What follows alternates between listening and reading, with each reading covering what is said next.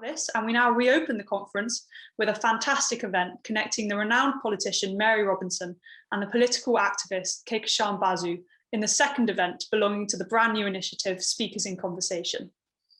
Mary Robinson is an Irish politician who served as the 7th President of Ireland from 1990 to 1997. She was the first ever woman to hold this position. Her transformative and inclusive presidency earned her the position of United Nations High Commissioner for Human Rights. In the last decade, Ms. Robinson has geared her energy and conviction towards the environment and climate. In 2010, Robinson founded the Mary Robinson Foundation Climate Justice, a leading centre for the forgotten victims of the climate emergency. She has been Special Envoy for the United Nations several times, most recently a Special Envoy to tackle El Nino and climate. Kehkashan Basu is a global environmental activist and has extensive experience in peace advocacy and children's rights. When she was only 12, Basu was selected for a 2-year term with the United Nations Environment Programme as Global Coordinator for Children and Youth, the first minor and youngest person ever to hold this position. She is among Canada's top 25 women of influence, a United Nations human rights champion, and founder of the Green Hope Foundation, a real inspiration for young people around the world. Today, these inspiring characters will discuss climate change and climate justice particularly. We look forward to these two speakers in conversation. Without further ado, it is our honour to host Mary Robinson and Kehkashan Basu to the virtual stage. Over to you both. Thank you very much. I'm just hoping that Kehkashan will join me. I thought she was about to join and then she seemed to disappear again. So I'm really hoping she's going to come back. Otherwise, I'll have to talk to myself, which wouldn't be good. I'm sure she's just in the process of joining. Meanwhile, is there anything you'd like to tell the audience what I'd just like to say, just before I see Kehkashan is there now, that's great. I'm so pleased that this is an intergenerational conversation in a real sense, because that has changed. When I was growing up a long, long time ago, conversations with elders were one way. They imparted their wisdom to the young and the young listened. Now it's different. I mean, look what Kehkashan has already achieved in her young life and the experience she's gained. And she's so much more digitally smart than me, even though I got on this panel quicker than her. So Kehkashan, we're going to start the conversation and tell me not just what you're currently doing with the Green Hope Foundation, but basically how you feel we need to get a real human lens, and if I would say so, human rights lens into the climate discussion. Amazing. First of all, it's such an honor to be here and to once again connect with you. And apologies for the tech delays. It's snowing in Toronto, Canada, and my laptop crashed. So, but I am here now. But yeah, first of all, I agree with you completely about an intergenerational perspective and how important that is, specifically in today's day and age when we all bring our unique perspectives to the table. And about my work with Green Hope Foundation, definitely during the pandemic, we have seen the importance of using that human lens to address climate change and really move towards climate justice. So really reaching out to the farthest first and truly leaving no one behind. So, for instance, in Bangladesh, we have installed deep bore tube wells to provide clean drinking water for the first time to the villages over there. We have installed toilets. We have distributed organic seeds, distributed poultry, and specifically to the women, because they're the ones who receive less than half of the pay on a normal day when they're working in the fields. But by giving them that source of livelihood, they're actually able to create female-led regenerative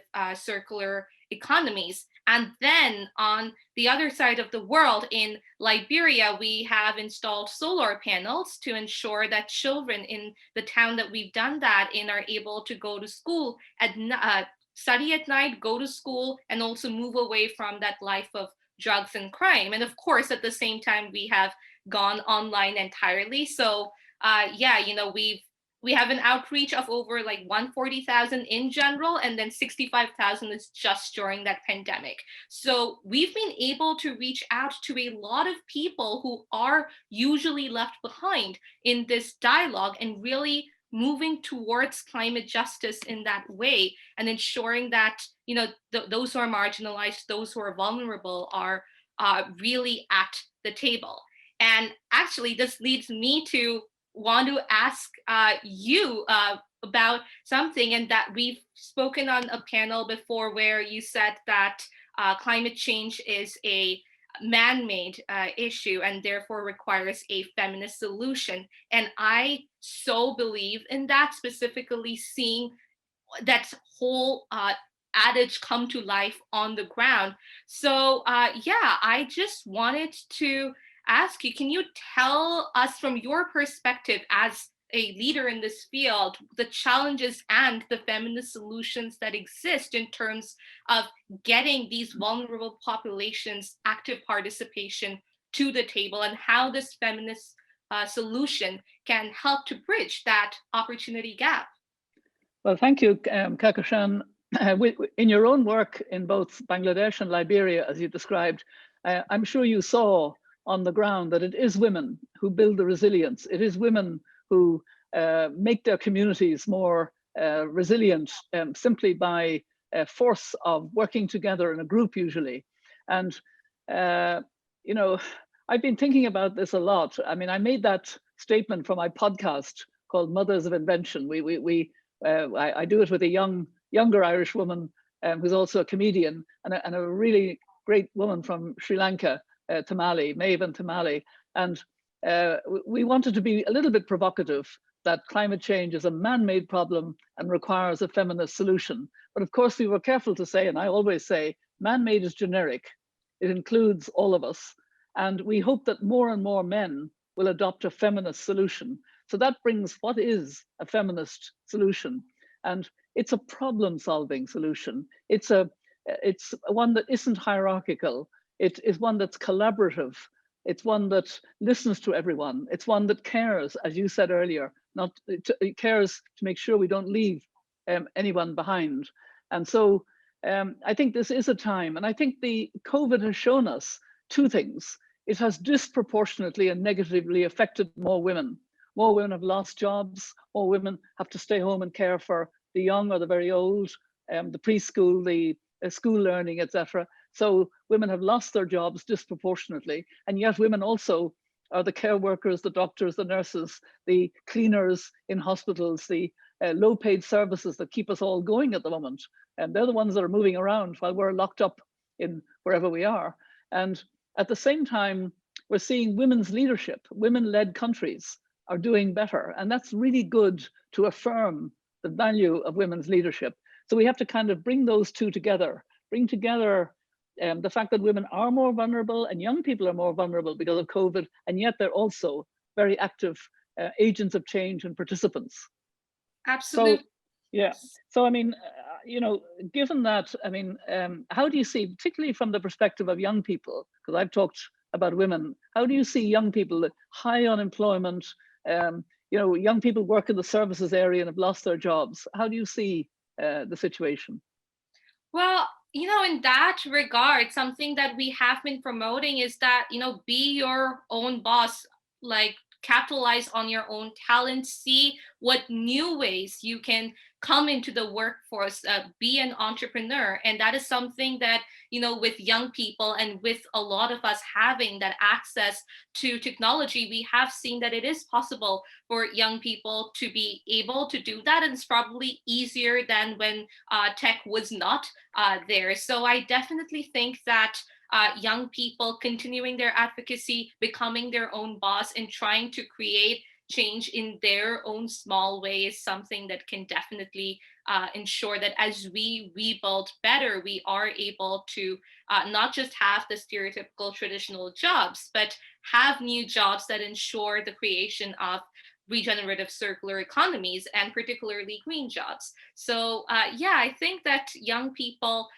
definitely play a role in that. And with regard to what you said about women-led countries and women also being affected at the ground level, that is so true. And specifically with the women-led countries, we've seen how great the response has been in their countries and how they've been able to progress. And it really leads me to wonder why it is not why we don't see more women in leadership positions, and specifically in addressing these wicked problems like climate change. So I think that is definitely, as we rebuild better, and with 2021 being known as, now the year of the pandemic, or at least the year of creating the new normal, how can we ensure that women, that young people, that intergenerational solidarity becomes part of the new normal, and that we don't just go back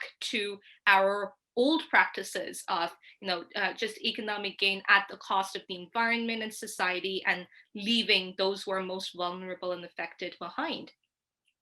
Oh, I like very much your approach. Let's start with the young people. Be your own boss. In other words, bring out your entrepreneurial spirit.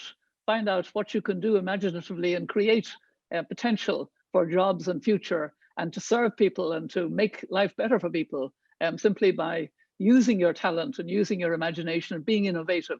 I really like all of that. And I like your challenge to women.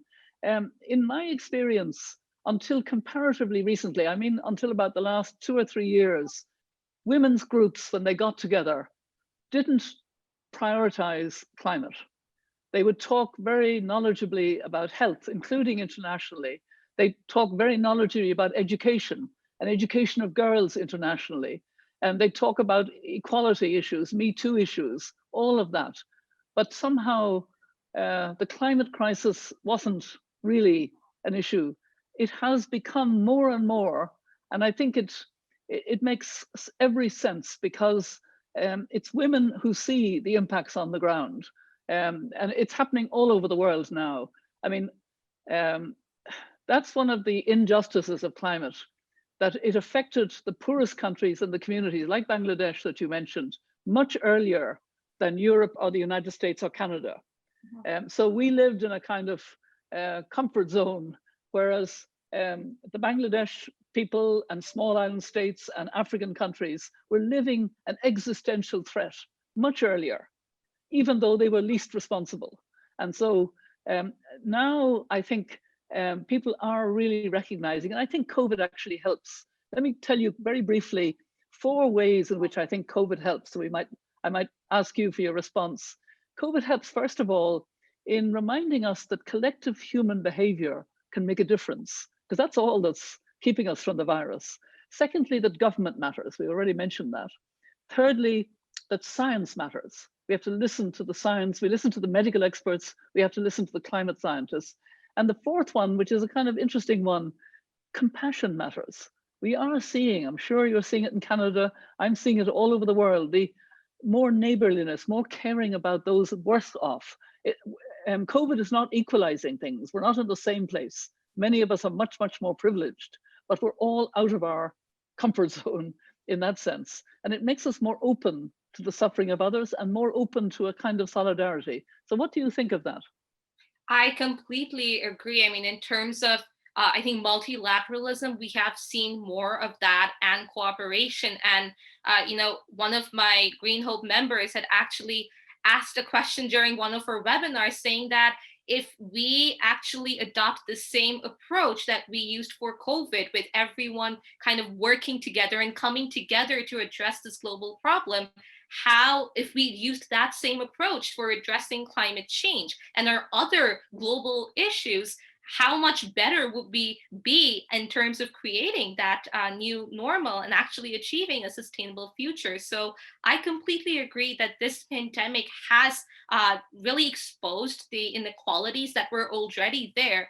And there's this people are now suddenly thinking that all of these inequalities just came up because of COVID, but no, they were there before. COVID has just exacerbated those inequalities and the cracks in our systems. But definitely, I think compassion and empathy is something that we are seeing more, the more neighborliness, so that people are willing to help others. And of course, it is not an equal thing.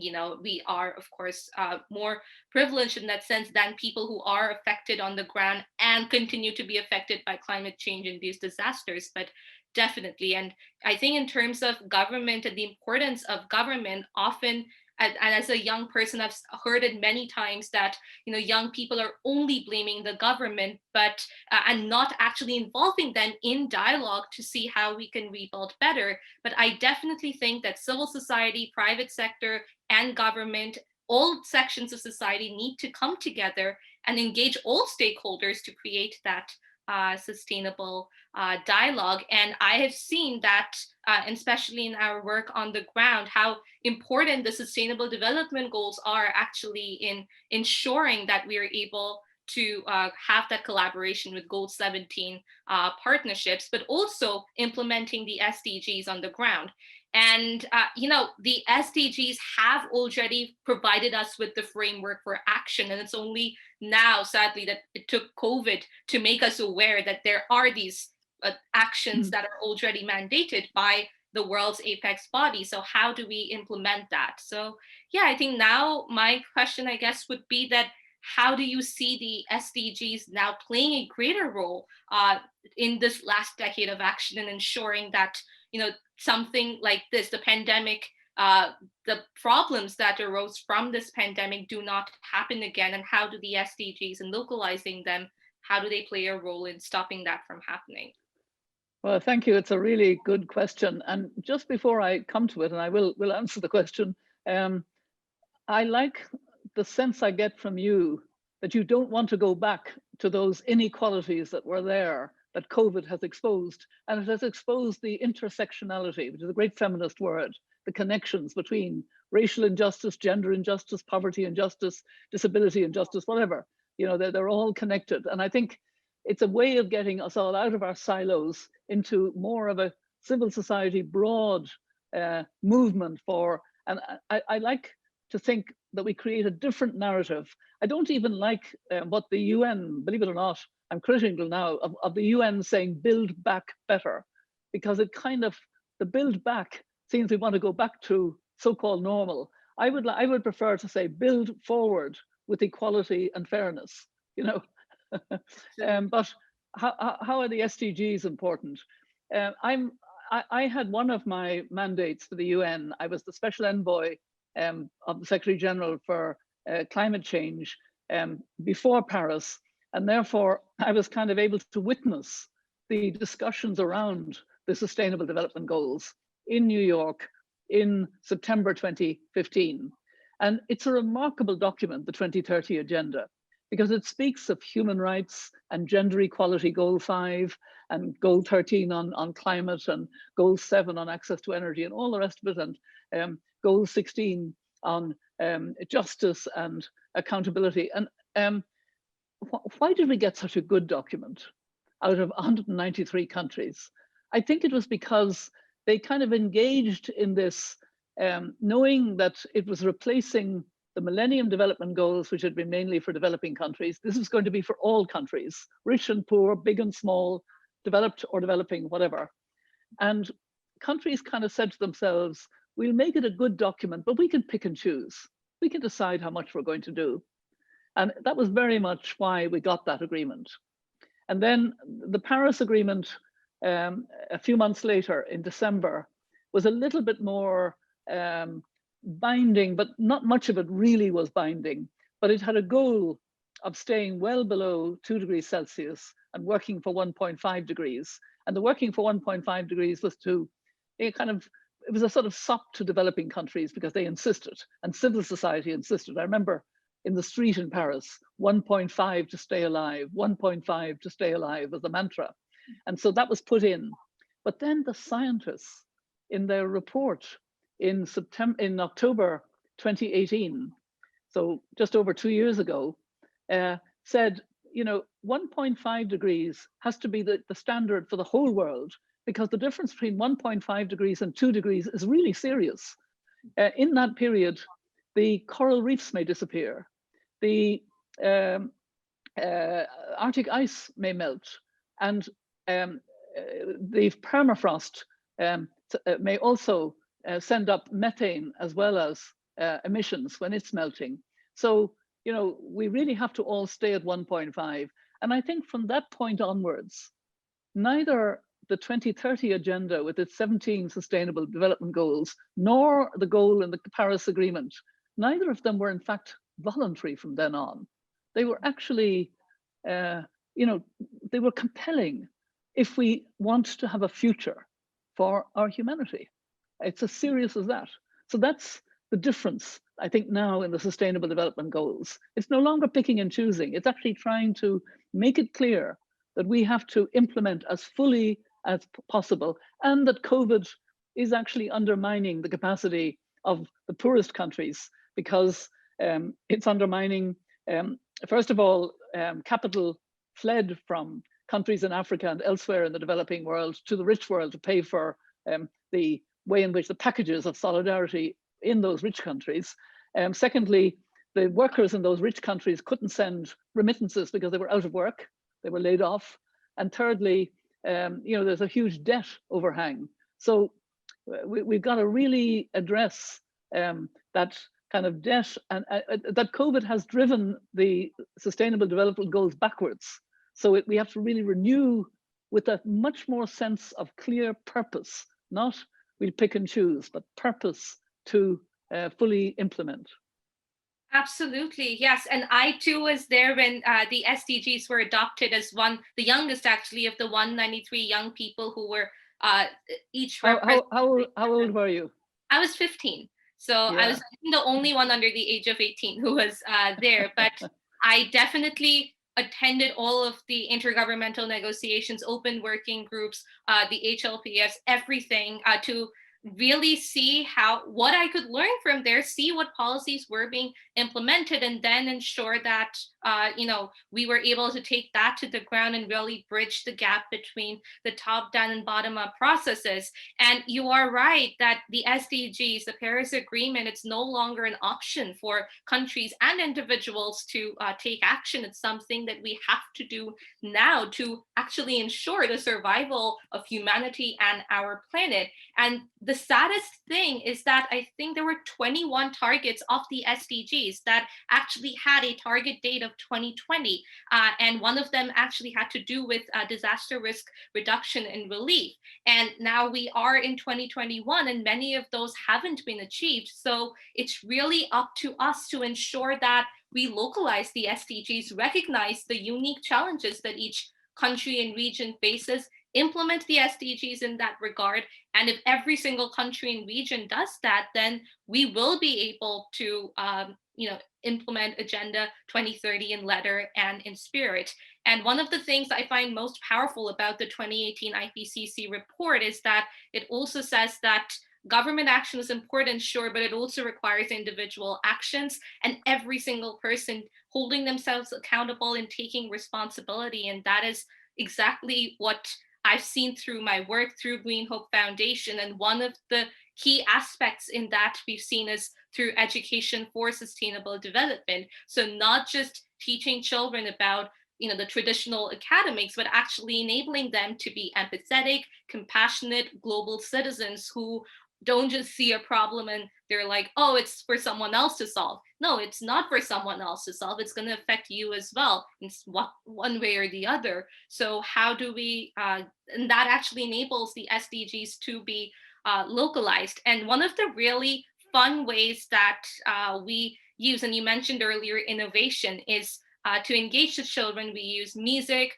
art, dance, drama, sport, fashion, writing to spread awareness. And that actually enables them to be involved fully and not using traditional methods of reaching out to them, just speaking at them, but actually allowing them to express their views and really ensuring that they do become a part of the dialogue in their own small way. And for the 165 and a million, that's probably a number that's increased during COVID, who don't have access to education and don't go to school, with the majority of them being girls, these creative modes really help to engage those who are vulnerable and marginalized and who don't even know how to read and write. For example, when we worked in the Rohingya refugee camps, we saw that firsthand. It was horrifying to note, but it is true. And these are all the people, again, affected most by climate change induced disasters. So absolutely, I think the SDGs and all of these agreements need to be implemented on the ground. It's no longer just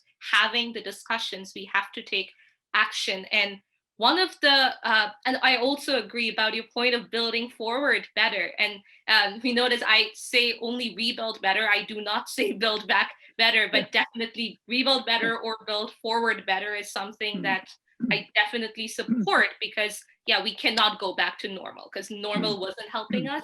Normal brought about this pandemic and the response to it in terms of exposing the inequalities. So yeah, we definitely need to create a new normal. But one of my main concerns is that, you know, as we emerge from the new normal, countries are now focusing more on their economy, but again, forgetting about the environment and society, just like they were doing in our previous normal. And that is one of my great fears, that when everything opens up, the environment and society are going to be affected really badly, because there's going to be so much of, well, everything is going to be directed towards the economy. So how do you think we can avoid that? How do we actually ensure sustainability in that new normal, where there is a balance amongst the economy, society, and the environment? Well, I think we need to convince many more people than the two of us to talk a new narrative of building forward with equality and fairness, because that's not building back to the economy that was. It's somehow, and I want to, before I develop that a little bit, I want to go back to a couple of points that you made that I so agree with. First of all, I very much agree about the importance of culture and the arts and imagination and innovation, and using the possibilities of artists to encourage us, whether it's poets, whether it's theater, whether it's writers, whether it's paintings, you know, all art now has to be part of this moving forward to a fairer, more equal world. And I wanted to kind of think about the way in which we can try to build on the other thing you emphasized, that everybody has to play a role. And I often, when I'm talking to audiences, say there are at least three things that we can all do. And the first one, three steps, if you like, we can all take. And the first step is to make the climate crisis personal in your life. You've obviously done that, I've done that, but we need everybody to do that. It's that serious. And how do you know you've made it personal? You know, if you're doing something now, you're saying, I'm going to do something more than I was doing, whether it's recycling more carefully, changing your diet a bit, really, taking a step that you own the issue. And we all have to own it at this stage. The second thing is to get angry, because we should be angry with those who have more responsibility and aren't doing enough, and use our voice and our join organizations that are doing their best to join young climate activists, join conservation bodies, whatever it is. And the third thing, and this is, I think, probably the most important, and you were touching on it and talking about artists and culture, we need to imagine this world that we need to be hurrying towards. We're not doing enough of that. And that's why the build forward to equality and fairness is so important, because this world that we're building forward to will be so much better. It will be much healthier. We won't have the terrible health problems of fossil fuel, the asthma of children, the deaths from pollution, indoor and outdoor, and all the rest of it. And we'll have the jobs of the future, the imaginative, the green jobs, the innovative jobs, and we'll have the equality and fairness that we're talking about. So it seems to me that those three are really important.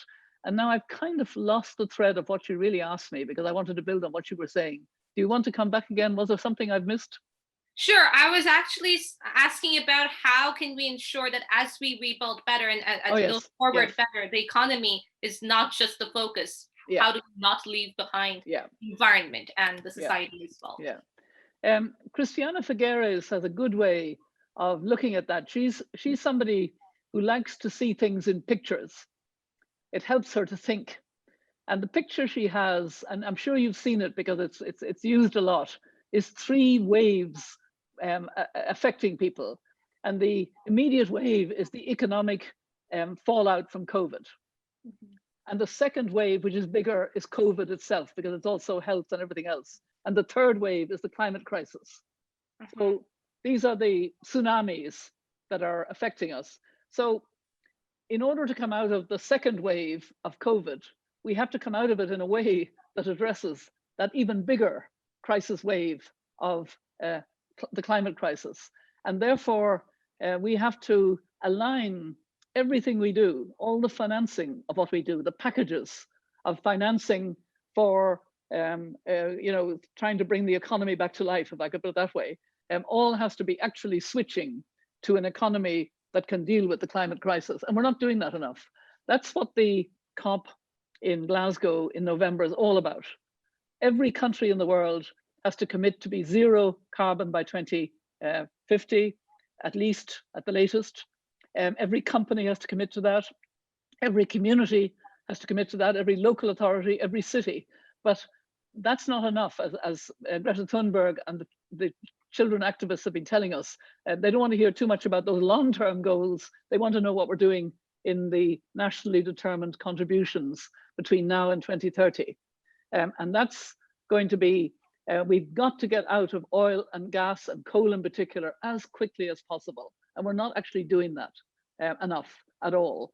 And that's going to be very serious. And we've got to do it with just transition for the workers in coal, because we've got to get out of coal, the first of those, and then oil and gas. They have to see that they and their communities also have a future. And we need a lot of resources for that. So we need to spend hugely over the next few years in order to align ourselves with that future, which will be so much better and so much happier, I hope, and so much fairer. Absolutely, I agree. And, there's also a current, well, it's been said before as well that, just shut down the coal and oil and natural gas industry just like that. But obviously there are people whose livelihood depends on that. So you're right, we do need that just transition and ensure that when we do shut down these oil, coal, and natural gas companies, there is another option, more sustainable option that's available that ensures that the livelihoods of these people who work there aren't lost, because they aren't the ones who are to blame. They're just trying to make a living and help their families. And most often these are part of the poorest communities of our society. So it's really important that we do ensure that just transition, even when we are trying to, shut down these fossil fuel industries. And actually, and that way we make sure that the economy, the society, and the environment actually go together hand in hand. So yeah, I definitely agree with that. And and I think that just going back to the point about the climate crisis, and you mentioned earlier that climate crisis was not something that women's groups discussed often, and it just made me think about how sad that is, because women are affected so disproportionately by climate change. And when actually building forward better and rebuilding their communities, they're often the ones who bear the burden of ensuring that their families and their whole village and communities stay safe. So now it's just to ensure that we are able to involve literally all stakeholders and create that just, equitable, and sustainable world for all. And I just wanted to, in that line of involving everyone and all stakeholders, we know that the intergenerational dialogue is extremely important. So how do you see this intergenerational dialogue flourishing, and what actions can we, and unique perspectives can be brought to the table to ensure the creation of this new normal? Well, certainly, as I think you know, I'm chair of a group called the Elders that Nelson Mandela brought together. Our first chair was Archbishop Desmond Tutu, whom I absolutely love, and then Kofi Annan. And we have very distinguished elders. But from the beginning, when Nelson Mandela asked us to help to kind of promote his legacy, basically, and his sense of forgiveness and his sense of dealing with conflicts, etc. He told us to be humble, he told us to listen, and he said, and in particular, reach out to young people.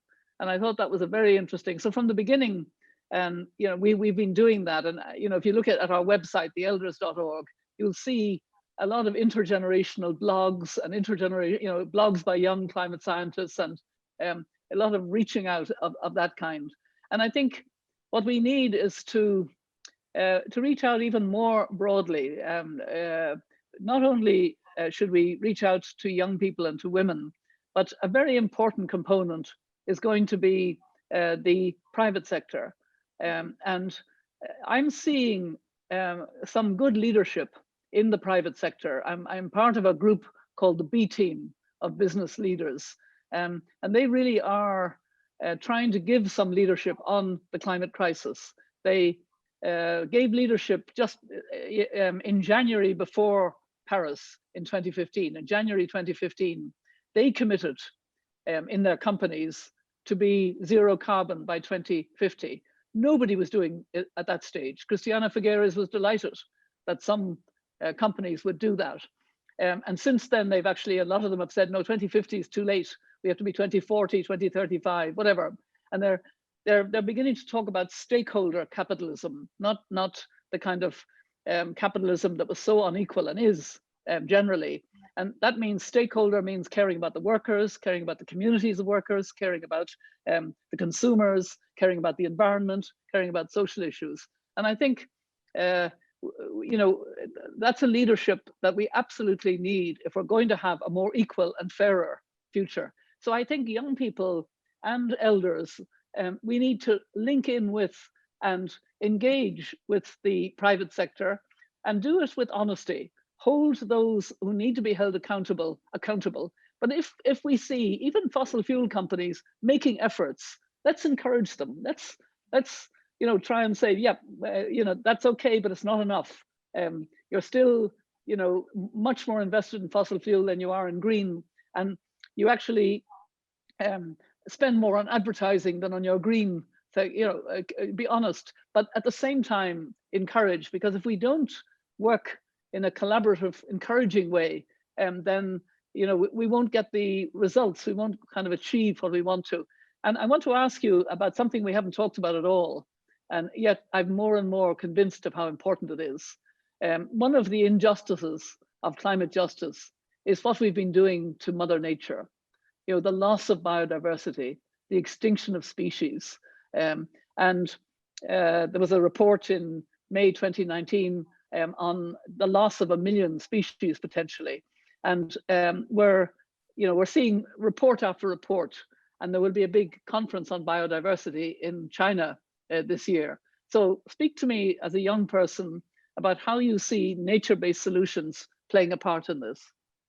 Yeah, I think that is extremely important. And again, it is connected to the issue of the climate crisis as well as the health crisis. And with COVID-19 being a zoonotic disease, it really shows how the loss of biodiversity has had an adverse impact, not just on our planet, but our human health as well, with obviously COVID. So definitely, I think and that, again, we go back to engaging the communities who are on the ground, who are affected by these issues, and whom urbanization often affects the most, and therefore leads to a loss of biodiversity. And for instance, we work in the Sundarbans, the world's largest mangrove forest, and in Suriname, which is the most forested country in the world. And in all of these places, if you move forward with urbanization, you are creating loss of biodiversity. And at the same time, that leads to health crises such as this one. So I think that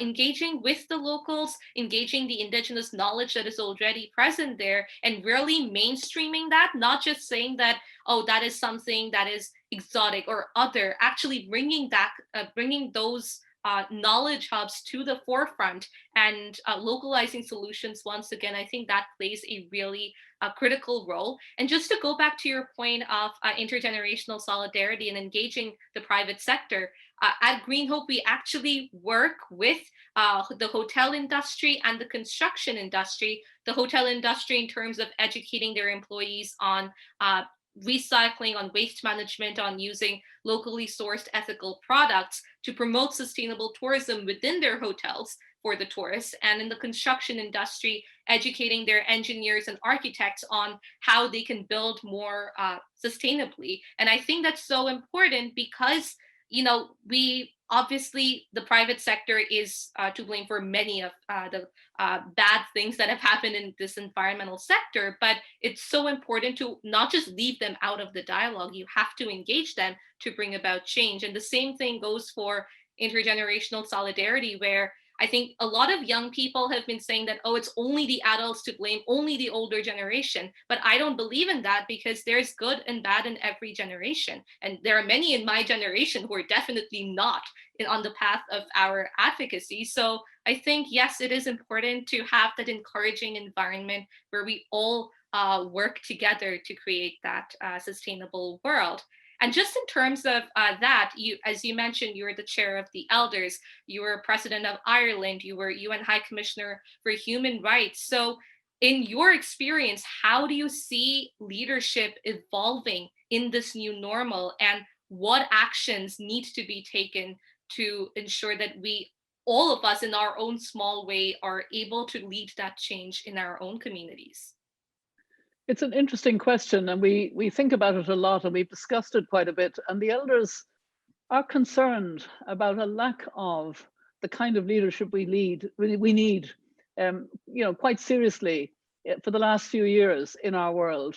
It was a world where, because of bad leadership in the United States under the Trump administration, other leaders became very populist, talked about their national interests, their country first, and so on.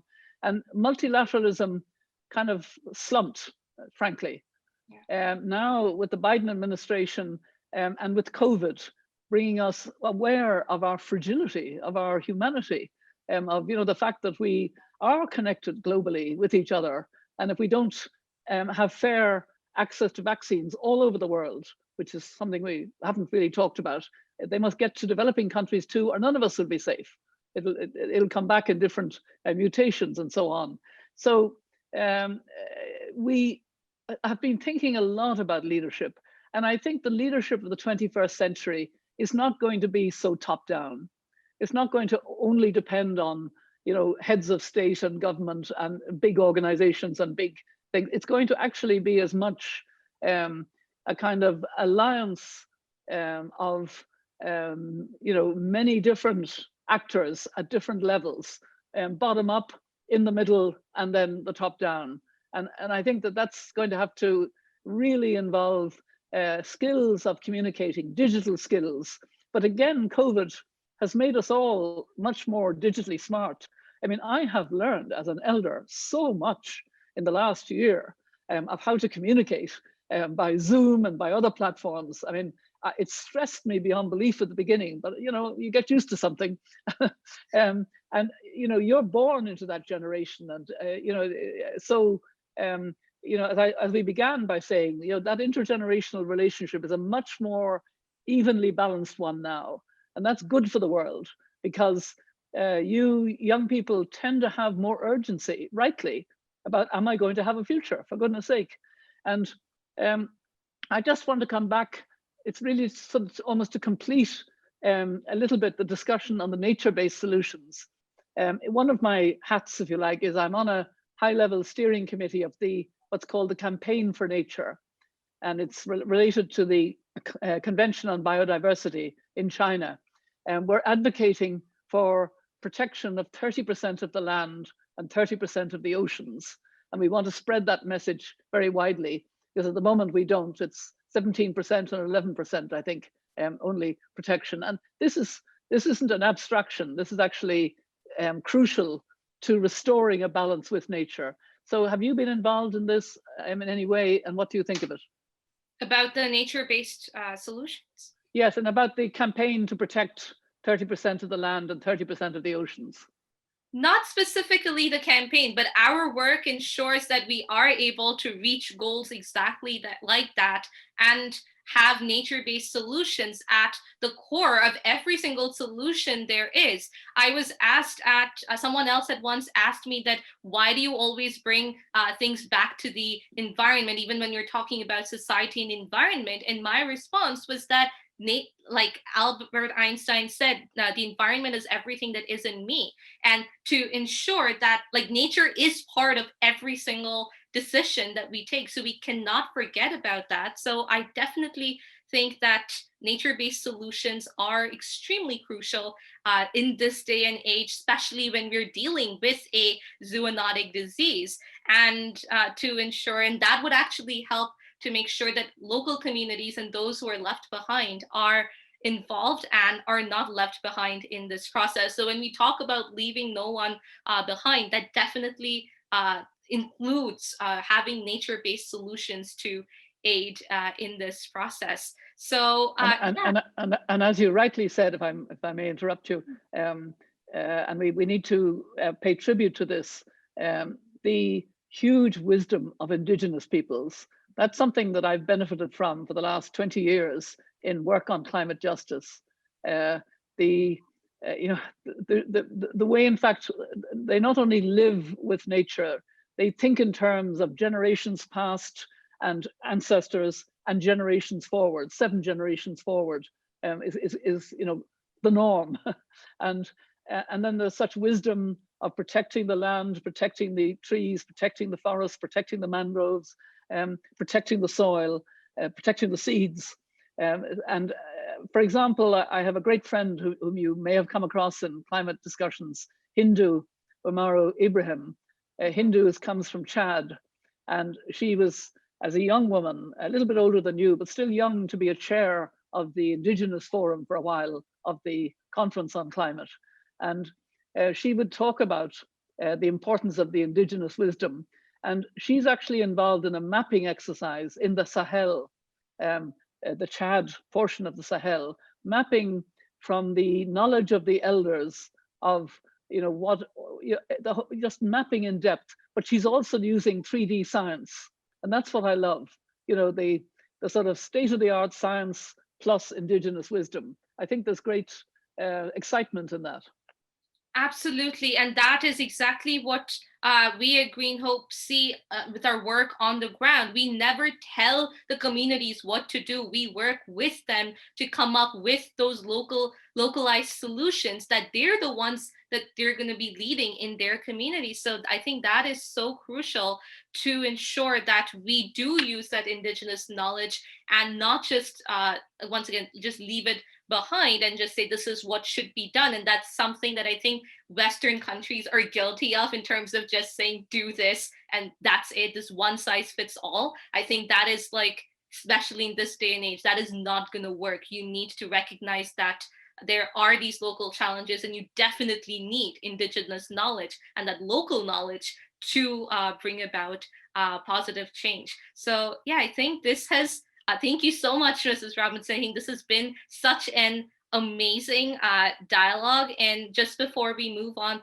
to Q&A, I'd just like to say that, with all that we've discussed over here, it's so true that climate change is so inextricably linked to every single facet of human society. And as you said, nature-based solutions are so critical in this day and age, and it will require all of our efforts, our collaborative wisdom, let's say, to find the pathways to sustenance. And I think intergenerational solidarity definitely needs to be the bedrock of that, and really not typecasting roles that only youth should protest and adults should be the one framing policy. It really needs all of us to come together, irrespective of our age groups, and really capitalize on this newfound compassion and empathy, as you rightly said, and the multilateralism and rebuilding and building forward better that's driven by the green economy, by local circular economies, and the realization that climate change and climate action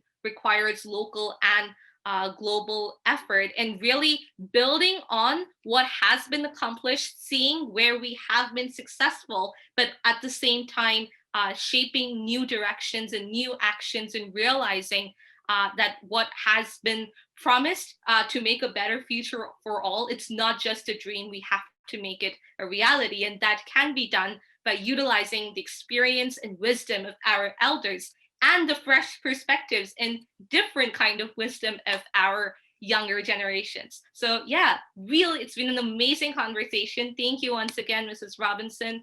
And yeah, I think with that, would you like how do we do the Q&A? I think I hand it over to our MCs. Okay.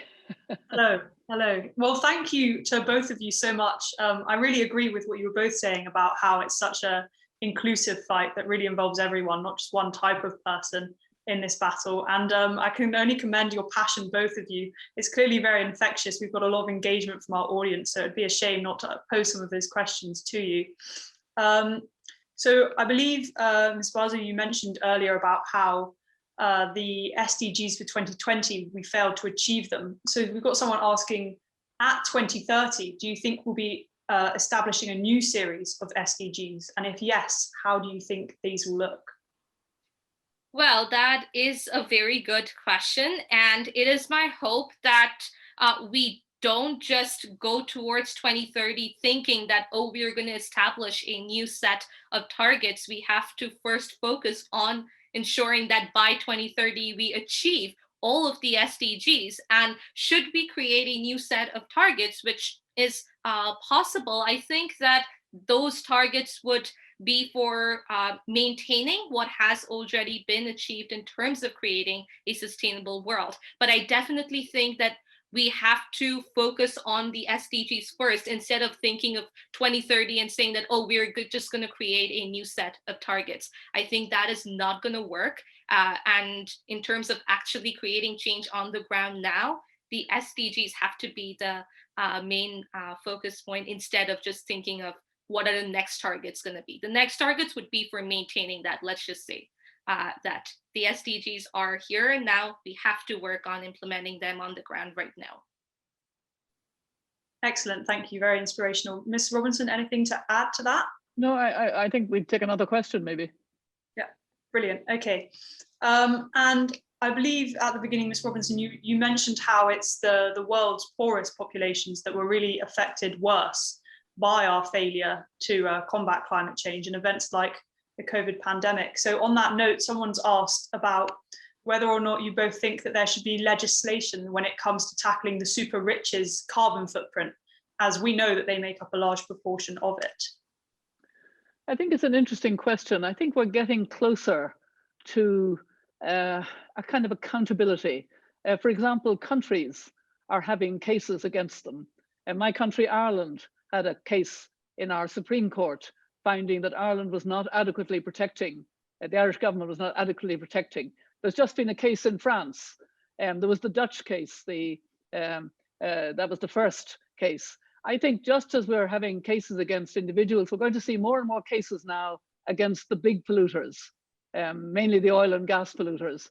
And then we may see, legislation on, addressing the totally unacceptable inequality and the fact that some companies are making billions, not by the year, but almost by the month, in a shocking way. That is exacerbating that sense of inequality that COVID has been a mirror about. It has brought out all of the inequalities and shown the intersectionality between them, but also just brought home to us that this is not a fair world that we are in, when you have people dying of hunger and dying of malnutrition and dying of diseases that, and jobless and feeling without any role in life, and yet you have people who can make exorbitant profits, particularly during a pandemic like this.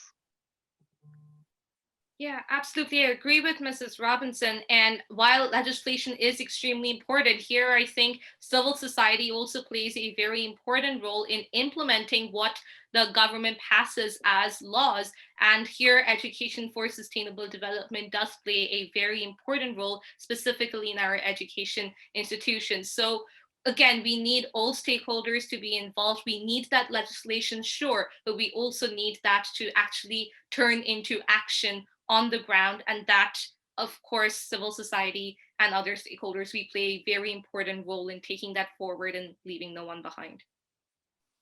Yes, excellent. Thank you very much for your answers to that. And now if we steer in a slightly different direction, someone's wondering why climate matters are portrayed in popular culture through an ethnocentric lens, and how do we change that to amplify voices of those who are directly affected? Yeah, I think it's interesting. I hear quite a bit a criticism that climate is seen as being rather an elitist topic, and a white elitist topic, and concern for the environment certainly when I went to my first conference on climate in Copenhagen, I was actually shocked that it was a very male, technical, scientific discussion. Nothing about gender significantly at all, and still less about human rights. Much less about human rights than in the development world. And it was really a shock to me. And since then, we've had a group of women leaders who worked on the gender and climate. We've worked on getting more human rights in, etc. And I think we're trying to, and part of it is to have precisely the voices. The group of women leaders that we brought together on gender and climate were women ministers and heads of their delegations. And after they'd worked on begun to work on the gender, we realized the importance of having the voices of grassroots women, indigenous women, young women. And these ministers were able to include them in their delegations so that they were at the table for discussion as delegates, not out in the zone of the civil society where nobody pays much attention. There's great energy out there, but it's not impacting. They were there at the table, and I saw the impact. I saw some of my friends, Constance O'Kellet from Uganda, Hindu, whom I mentioned earlier, from Chad, speaking truth to power so effectively because they lived it. They knew exactly what they wanted to say. And we do need to hear those voices, and we need to get away from the idea that protection of the environment is somehow an elitist or a white thing, not at all. And we need to connect the various inequalities, racial inequality, because COVID is affecting brown and black and indigenous peoples far more in every country, but notably in the United States. And we need to link racial, gender, poverty, inequality to build forward with equality and fairness. Absolutely, I couldn't agree more. And this again goes back to my point of the Western world imposing this one-size-fits-all solution. And again, of course, that ties into white supremacy and all of these systems of power and oppression that are there. And the climate crisis definitely has played a very big role in that. So I definitely think that recognizing how important the solutions and the challenges of all regions are important. I think that's like really, really crucial. And just very quickly to give an example, for young people now, we have only, in a lot of cases, we've been tokenized as just protesting and just striking and missing school. But for children who don't have food to eat, who don't have the privilege of going to school, who don't even have a home, how do you strike and protest for climate and miss school? So in that case, you need to have the localized solutions. You need to recognize what are the unique challenges in that region, and then come up with solutions involving those people and having them lead, and then actually see what solution is most effective. So sure, there are some solutions that are very effective in the Western world, but in the global South, in developing nations, and in communities affected most by climate change and other disasters, you need to recognize what those unique challenges are, and then come up with unique solutions to address these challenges. Well, excellent. I think that's a brilliant place for us to end today's session. Some very inspiring words. And I've got to say, it is really brilliant having listened to the two of you, a true example of how this is a universal struggle that we do need to be in together. It's not specific to any generation. And it's been a real privilege to hear from your esteemed experience and your innovative ideas. It's really brilliant.